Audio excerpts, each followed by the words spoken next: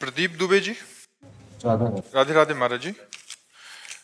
महाराज जी, आप कह रहे हैं कि आप जिला न्यायाधीश हैं। महाराज जी, आपका एक प्रश्न है कि भगवान श्री कृष्ण द्वारा अन्याय पर न्याय की विजय हेतु अपनाई गई कूटनीति छल आज वर्तमान समय में कितनी प्रासंगिक है? न्याय के पद पर बैठा कोई व्यक्ति द्वारा उसे अपनाना कितना उचित है?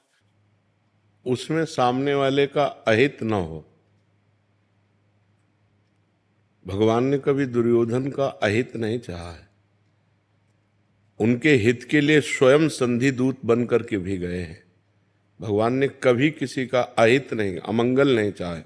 जब भगवान से कोई शत्रुता की है तो फिर उसको मार करके परम पद प्रदान किया है, कभी अहित नहीं किया। हम परम पद तो नहीं प्रदान कर सकते किसी को, लेकिन अगर एक व्यक्ति के द्वारा समाज का बहुत बड़ा अहित हो रहा है तो अब हमारी हित की भावना उसका नाश कर देगी और उसका नाश करना आवश्यक है।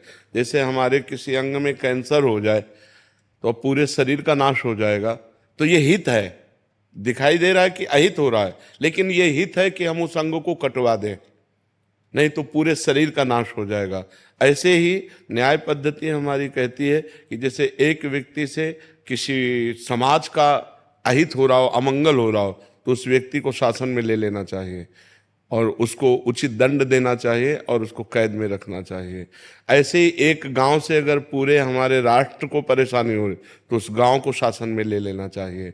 वो हित ही है, वो अहित नहीं है। तो जो हमारे यहाँ नीतियाँ चलाई गई, जैसे विदुर नीति है, विदुर जी ने कई नीतियों की व्याख्या की महाभारत में कि हमको शत्रु दल को किस तरह से पराजित करना है। अपने यहाँ प्रयोग भी किया जाता है, अपने राष्ट्र में प्रयोग भी किया जाता है, उन हमारी ऐतिहासिक नीतियों का प्रयोग भी किया जाता है। तो अहित नहीं, हमारा जो भारत देश है वो कभी किसी का अहित नहीं सोचा।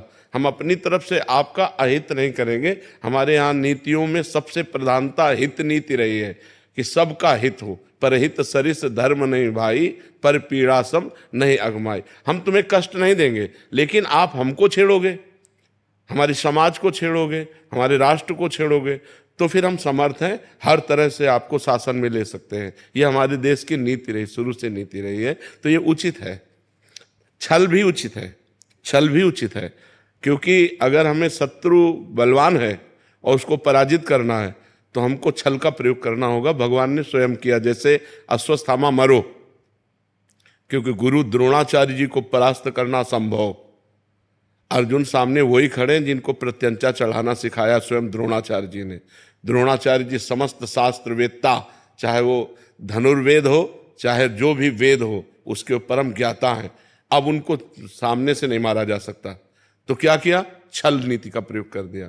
अश्वत्थामा नाम के हाथी को मारा, भीम ने एक गदा, वो मर गया। भगवान श्री कृष्ण का अश्वत्थामा हतो, ये जो ही आवाज कान में पहुंची द्रोणाचार्य, अश्वत्थामा मारा गया। युधिष्ठिर जी की तरफ देखा और कहा अश्वस्था, तो उनका अश्वत्थामा हतो, और जो ही बोले नरो या कुंजर, से शंख ध्वनि हो गई। यद्यप वो सत्यवादी धर्मराज युधिष्ठिर थे, एक भी शब्द कहीं मिस्टेक ना हो, पर मिस्टेक कर दिया। भगवान ने आदेश किया था तुम्हें इतना ही केवल कहना अश्वत्थामा हतो। अब नरो या कुंजरो तुम कैसे, तुम जानते हो कुंजर मारा गया, इसलिए नरक की प्राप्ति कुछ मिनट के लिए हुई थी महाराज युधिष्ठिर। बस तुरंत जो ही उन्होंने धनुष बाण रखा तो धृष्टद्युम्न ने गर्दन उतार ली द्रोणाचार्य जी की। ऐसे ही भीष्म जी के साथ छल विद्या का प्रयोग हुआ। जे ही शिखंडी को तैयार करके सामने पेश किया गया तो भीष्म जी की दृष्टि में अम्बा आई थी, स्त्री पर अस्त्र चलाना उनका व्रत नहीं था। उन्होंने जे अस्त्र रखा, मार बाणों उनको सरसैया पे गिरा दिया। तो भीष्म जी को भी कोई आज सामने से परास्त कर सके ललकार के, ऐसा त्रिभुवन में कोई पैदा नहीं हो सका था। गंगा पुत्र भीष्म, भगवान के साक्षात बल से बलवान। तो बलवान को, अब वो अधर्म पक्ष में है ना, इसलिए बलवान को मारने के लिए छल नीति का भी प्रयोग किया जा सकता है। ये हमारे साथ